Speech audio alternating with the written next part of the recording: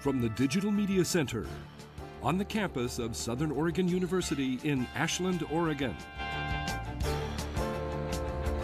This is Ramping Up Your English, an educational program for intermediate level English language learners.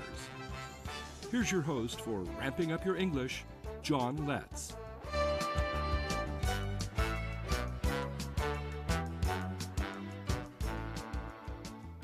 Welcome to Ramping Up Your English, a program for intermediate English learners who have already begun the beginning steps of learning their second language as English. It's a program for people of all ages and from all language backgrounds. We take a content-based approach to improving our English skills. This is episode 34, segment 1. Well, in segment 30, all of the segments in episode 33, we saw a lot about horses, and the reason for this is our new unit of study is about animals. And we still have some things to learn about horses in this episode, as well as some things just generally true about animals. So, keeping on that theme of horses, we saw the steps that it took to get a horse ready to ride it, if you're going to ride a horse with a saddle. So we used the example of that to do some sequencing skills in the last episode. We also looked at a little bit of vocabulary, and we also did some idioms, some sayings that have to do with horses.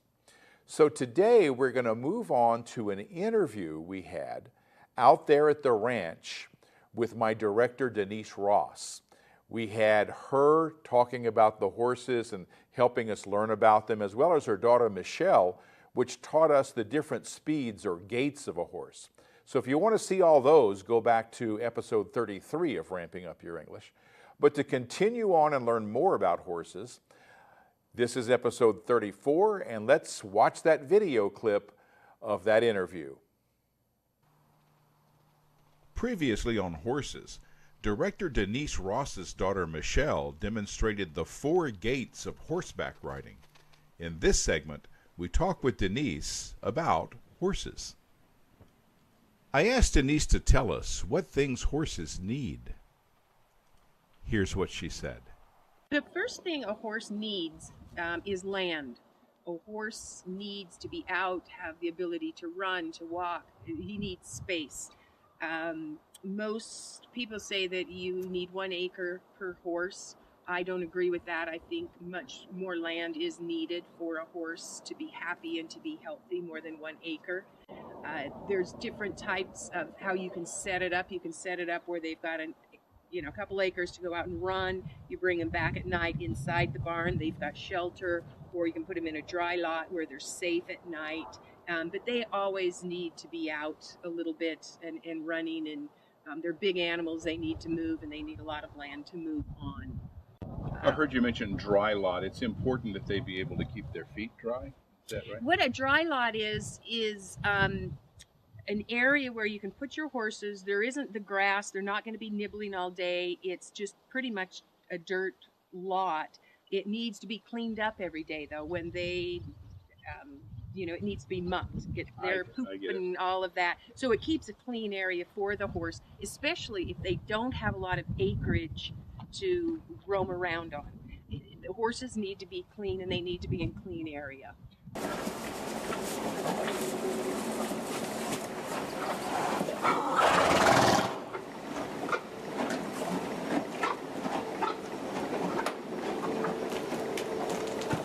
Now, I've seen horses graze.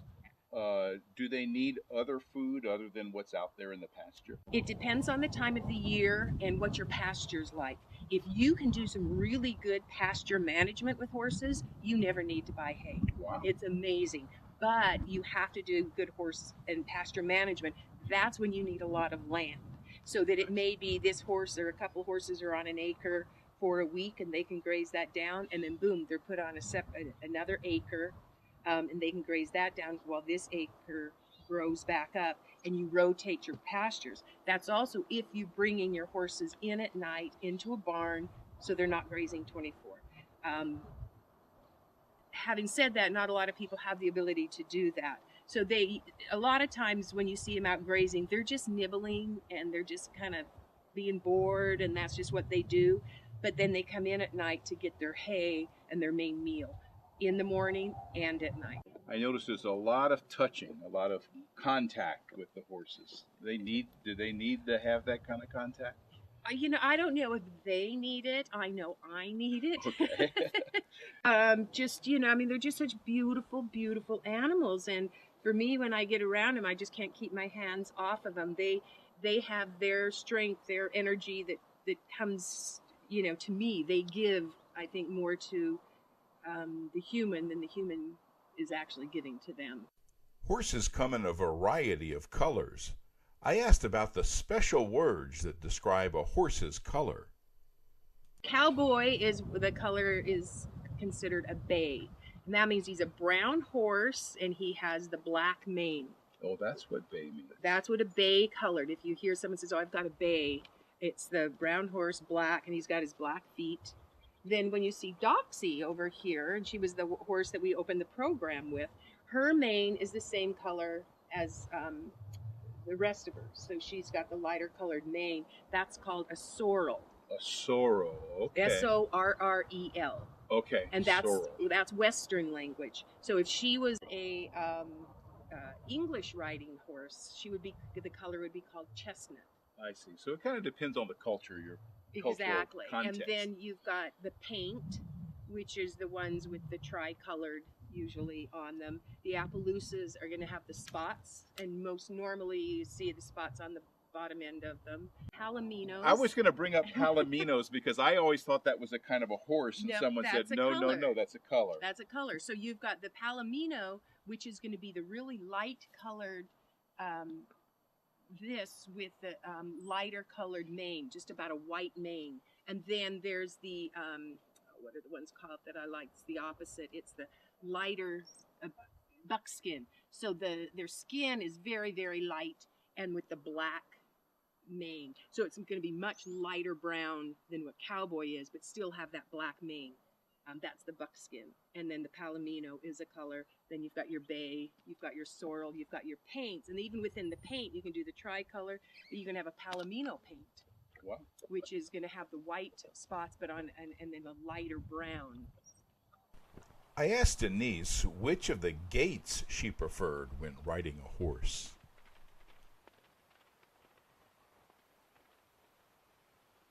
When he's younger, yeah, definitely a gallop.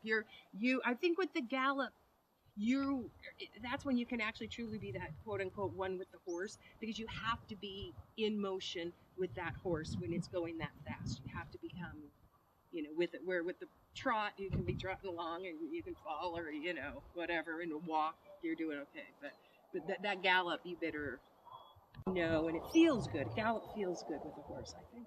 It's kind of a rush, isn't it? Oh yeah, they're just great. Well, I'm going to end our interview with just asking you, how do you see horses, or how do you feel about horses? Horses, I have always had a love of horses ever since I was a child. I don't know what it is about them that I'm drawn to them. They give me energy. They make me feel good.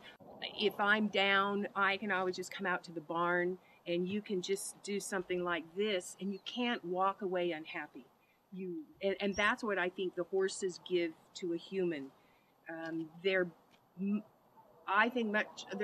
around and on this earth for much more than a working animal. They give back, and again, you'll in the future going to be showing some clips with how horses are good therapeutic animals for cancer patients, for people with disabilities of any sort whatsoever. That's the amazing part of these animals. So among everything else, it sounds like they're healers. Oh, I always said they're four-legged shamans. Wow. Absolutely, absolutely. You cannot walk away the same once they've touched your life. If someone wants to enter the world of horses, they probably don't want to go out and invest in a barn and all the food and, the horse with the registration. What's a good way to start and kind of see if you really want to have horses in your life? There's some ways. When I first came here, what I did is I leased a horse, not this one, but I leased a horse for my daughter. And that way you're paying for the barn, you're paying for that, but you don't own any of it. And it gave my daughter a chance to say, okay, is this something I'm really interested in? And then after, I think it was about 6 months or something like that, we knew it's like, yeah, no, I'm going to be a horse owner here. Mm-hmm. And then you can still, you don't have to own the land. You can lease land, you can rent this, a barn like the one here, or you can go to stables, facilities that you just pay every month, and they have the facilities. They have, you can buy your own hay, or they've got the hay. They will feed the horse. So there's ways to get into it slowly if you want to. A few vocabulary words about horses include feed. That's the action of giving food to a horse. You say you feed the horse, or it means the food itself. We gave the horse its feed. This is a horse trailer, and this is an example of a barn. A barn provides dry storage for things like hay, which you can see here, as well as containing stalls. Now, the word stall means the area where a horse actually occupies the space. This is an example here of a stall. If someone offers you a road apple, it's best to say no. That's what some call horse poo-poo. A better word is manure. And this water container is called a trough. I hope you learned a lot from this video clip, because this is the end.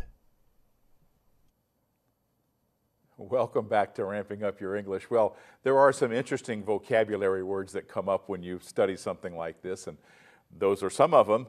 Let's take a look. We're going to go back a bit when we did our show in episode 33 about some of the gaits of horses.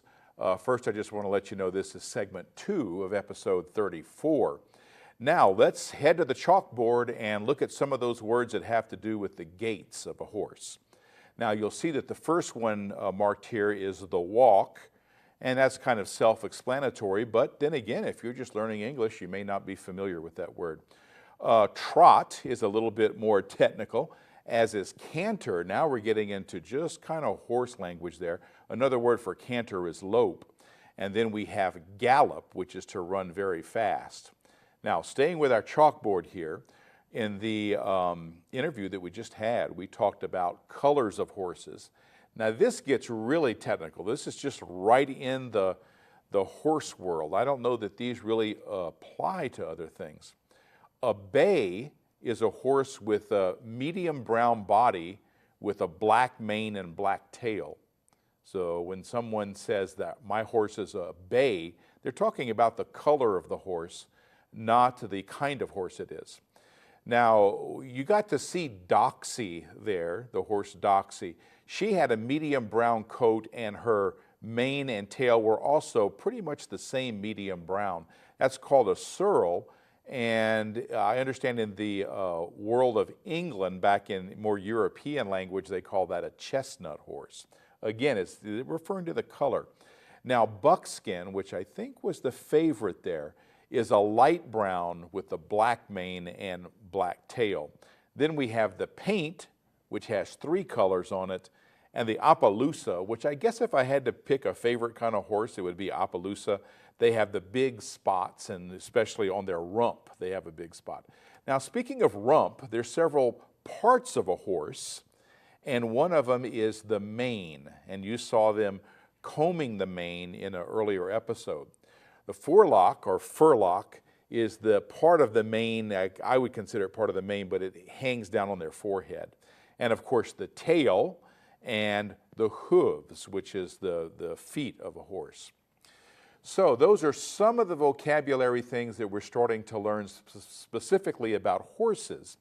But the unit is not just about horses. We're also studying animals in general. And when we come back, we'll feature a video clip, kind of an introduction to the whole theme of horses.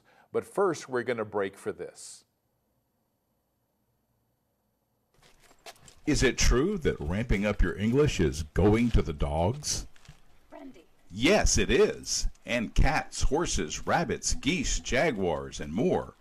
Join us in our new unit on animals. Ramping Up Your English is for intermediate English learners from all language backgrounds and all ages. We take a content-based approach to helping you reach higher levels of English proficiency. Our new thematic unit is Animals. This science unit helps viewers advance in language functions that will stretch their English skills and learn a few things from dogs as well. Openness, trust, faithfulness, loyalty, playfulness, and more. That the qualities that we as humans really do need to learn and to have in our lives on a daily basis because they deliver such beautiful rewards.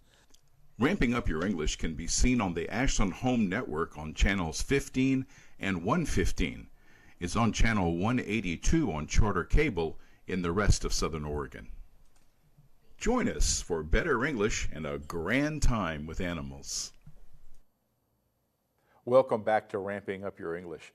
You know, we had that interview in a previous part of this program, and our director, Denise Ross, referred to horses as shamans with 4 legs.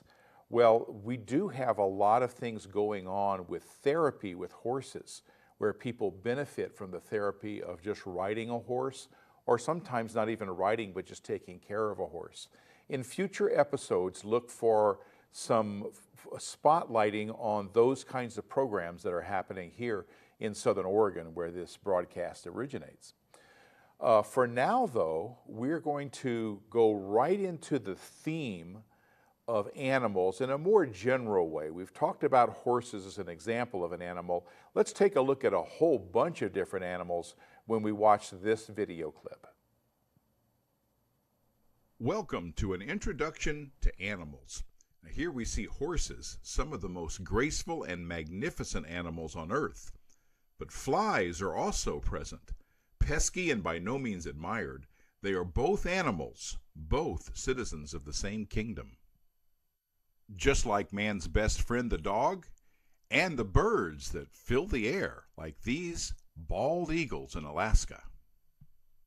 Alaska is also home to these harbor seals and this brown bear. It's digging for food, waiting for the salmon run. The sight of wild animals is an exciting thing, including these deer, and, very exciting, these whales. This flock of birds is in Louisiana, South Louisiana, near the town of Crowley.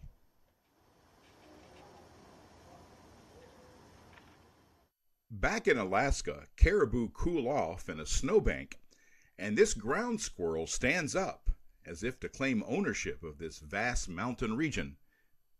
And these stellar sea lions seem to claim whatever rock they're on, as these males are in a haul-out, also in Alaska. They share waters with these tufted puffins. And here, honeybees leave a sign of their presence in this honeycomb. This red fox and these Dall's sheep live in Denali National Park. Efforts to save these sheep helped establish the park. Moose are found in this country, along with the Canadian lynx. While these animals seek food on land, porpoises seek fun, riding the bow wave of a boat. And it seems seagulls are always seeking a meal. Small rodents are the prey of this animal. This is a gopher snake, located near Medford, Oregon on the bike path. And black bears range throughout North America. And here, this great horned owl is a resident of Southern Oregon. They also have a wide range, like these turtles down in Louisiana. That's where migratory geese come to winter. This river otter makes its home in Klamath Lake.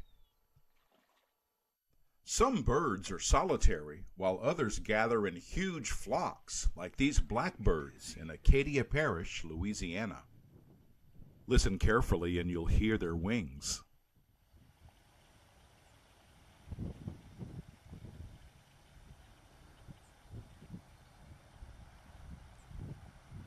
That's incredible. You hear the noise there, all those wings in there?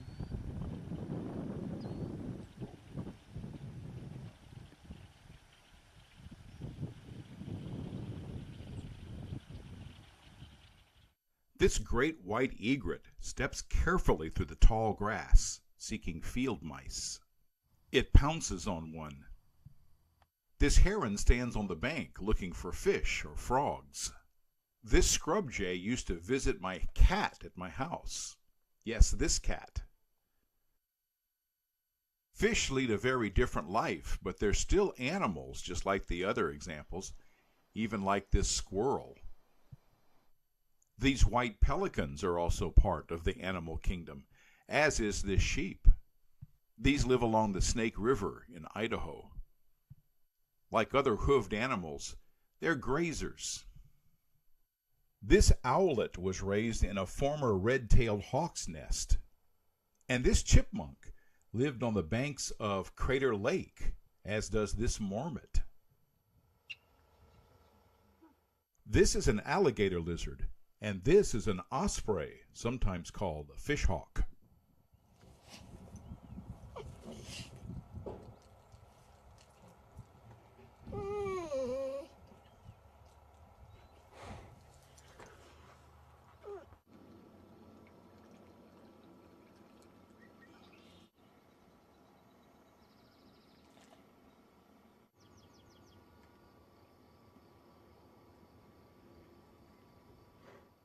This squirrel is storing up seeds for the winter at Table Rock, while this bee gathers pollen near Mount Ashland.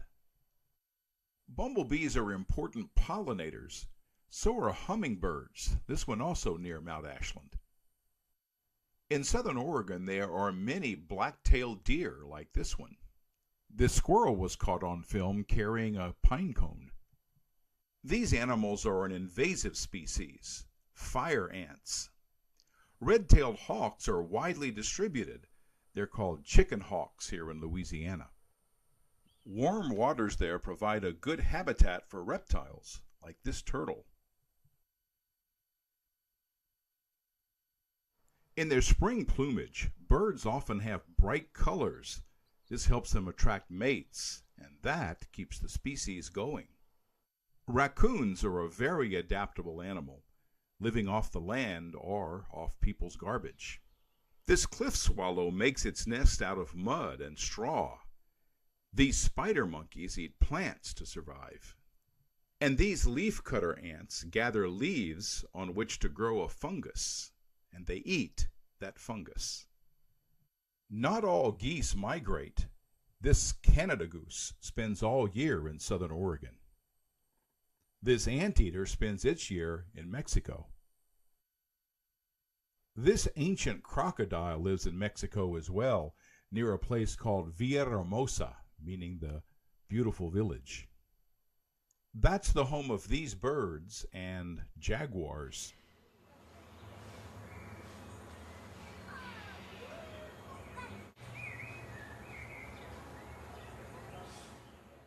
The California coast is home to these brown pelicans. Sea turtles and jellies live in the ocean, but these are found in the Monterey Bay Aquarium.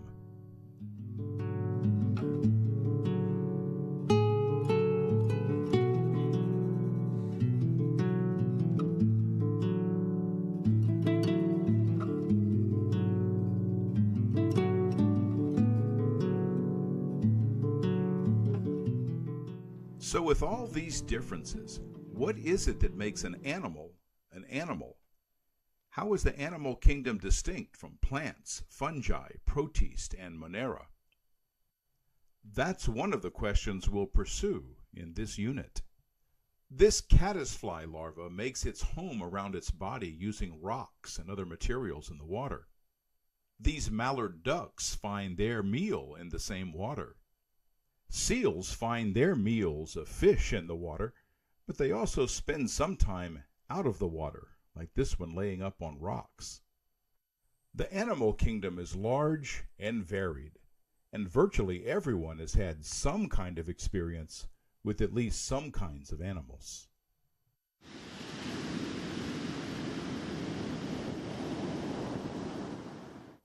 The more we learn about animals, the more we'll know about our world. Through the means of video, we can get up close without causing stress to the animals or danger to ourselves. In this unit, we'll use our common knowledge of animals to help us improve our English. We won't stress ourselves trying to use perfect English. Like these coots in Grants Pass, Oregon, we'll just float between lessons, enjoying the journey to greater English proficiency. Welcome back to Ramping Up Your English. I don't know about you, but I'm excited about the episodes to come in this unit about animals. Ramping Up Your English is for intermediate level English learners. It's not really for beginners. As you'll notice, our program is in English. We use English to teach English.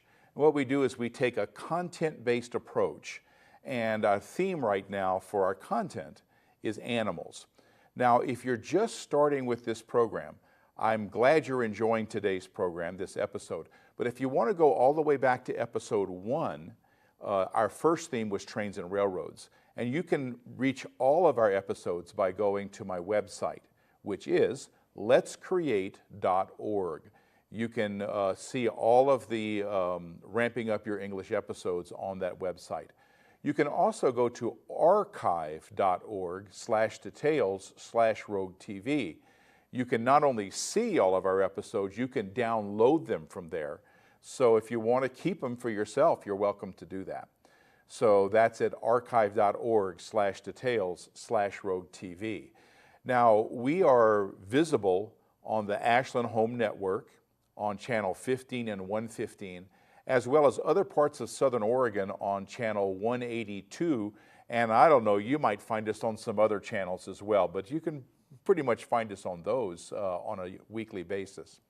If you're viewing this from outside of the Southern Oregon area, the channels and the times and all that might be different. Just contact your local public access station or your public, it's called the education station in some of the TV stations that we have.